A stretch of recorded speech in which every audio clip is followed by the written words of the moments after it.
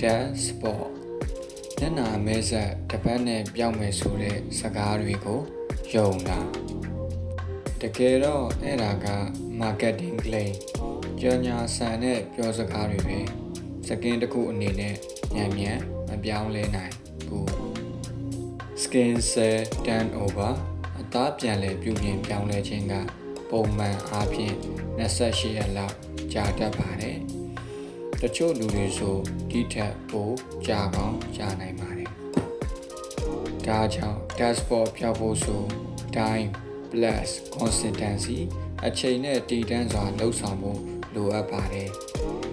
1 week reset မရှိတာကပုံမှန်တစ်ခုပါဒါဆိုအဖြေကဘာဖြစ်မလဲပြောပြပေးမယ်အရေးကြီးဆုံးကတော့နှစ်ချက်ပဲရှိတယ်နံပါတ်1 sun cream နေရောင်ခြည်ကာကွယ်ခြင်းဒါကိုနေ့တိုင်းလိမ့်ပေးရမယ် gentle routine ဆိုတာဘာလဲစကင်းကိုမဖိနှိပ်ပဲထိခိုက်ခြင်းမရှိပဲ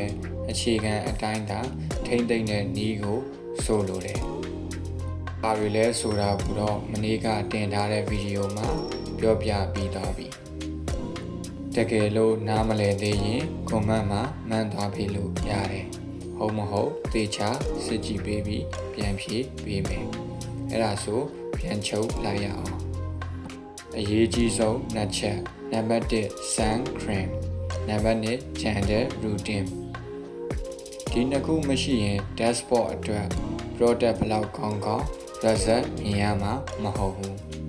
တကယ် improve ဖြစ်ချင်ရင် sun cream နေရောင်ခြည်ကာကွယ်ခြင်းကိုနေ့တိုင်းမှန်လိမ့်မှာ gentle routine နူးညံ့တဲ့ skin care ကိုပုံမှန်